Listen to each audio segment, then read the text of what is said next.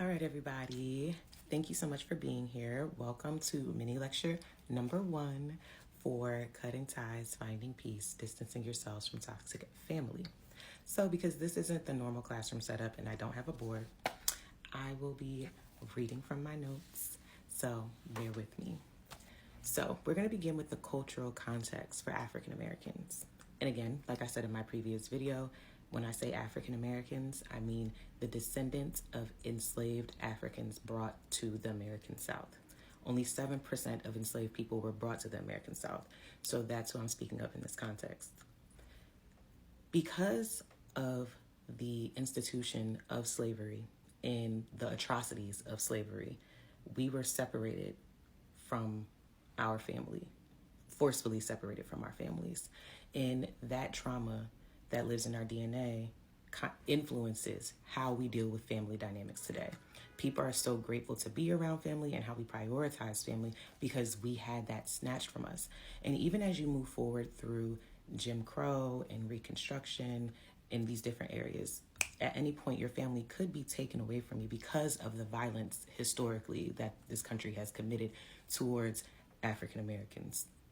Historically, 400 years worth. So that does affect our psyche.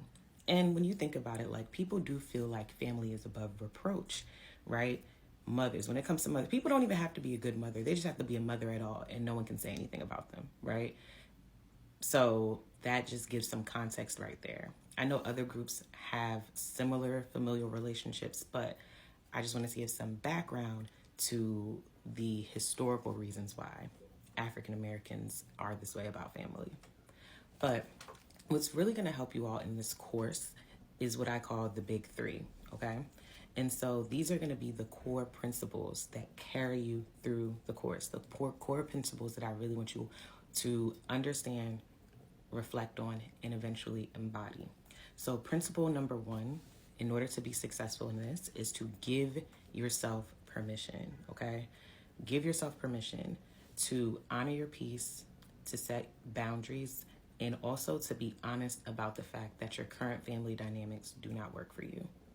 So give yourself permission. I don't know about you all, but I come from a very what happens in the house stays in the house, we don't talk about our business type of group of people, okay? And I am first generation Great Migration baby on my mama's side, second generation on my dad's side. If anybody knows about Black African American Southerners, the eyes speak for themselves. So first, you want to give yourself permission. The second is to be authentic. So be willing to get honest about what your needs and desires are when it comes to familial relationships, and honestly, all relationships, all intimate relationships in your life. So that's the second one, be authentic. And the third, which is the hardest one, I don't know about for you all, but be willing to be misunderstood. Yes, be willing to be misunderstood. Know that people are not going to understand what you mean when you're setting boundaries, and people are likely not going to agree. People are going to be like, well, don't hold grudges. Well, that's still your aunt, your mom, your dad, your brother, your whoever. Be willing to be misunderstood and understand that it's okay. It's okay for people to not agree with you. It's okay for people to not understand you, because at the end of the day, you are your North Star.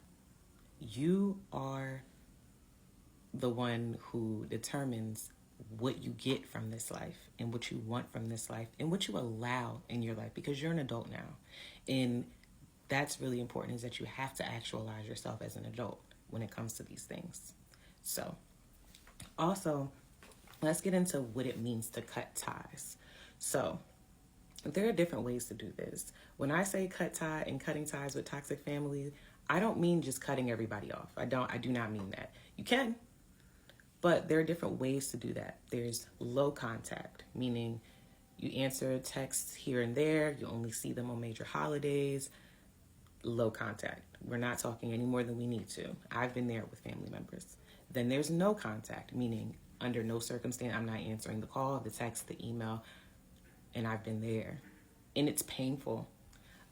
So cutting ties means different things. But I feel like for the context of this class, I really want people to focus on cutting the toxic ties, not staying places longer than you need to be, not engaging more than you need to. If you are in a situation where you are the only grandchild and only child and whatever, and you feel like you really, really can't, that's okay. You don't have to cut everybody off.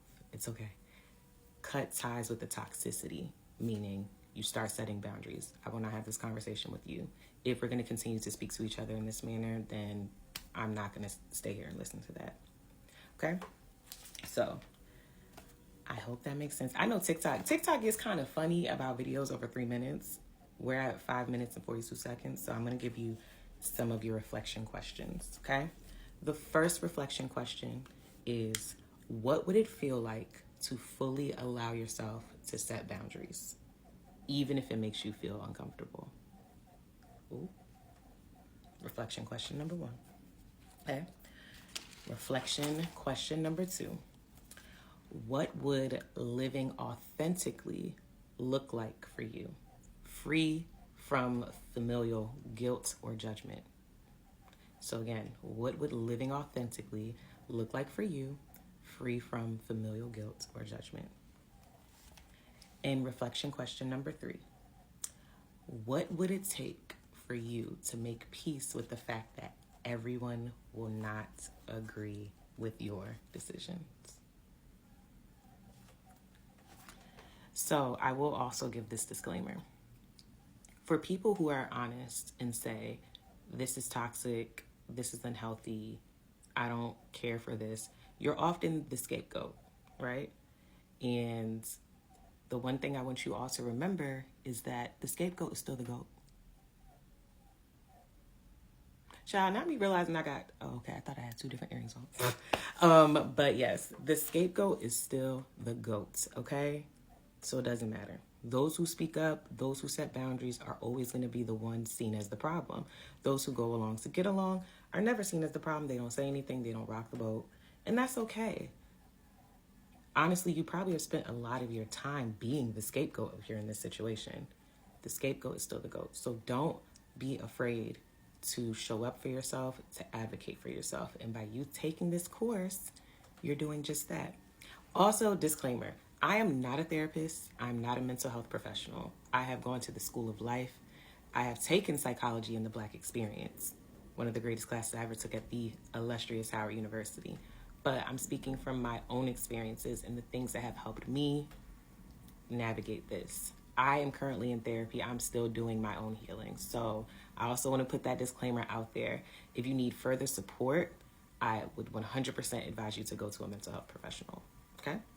So that was mini lecture number 1 for this course. Thank you so much for joining me. I look forward to reading your responses in the comments. Also, I will have a welcome packet and a worksheet for this mini course in a Google Drive by tomorrow at noon, okay? So keep that in mind.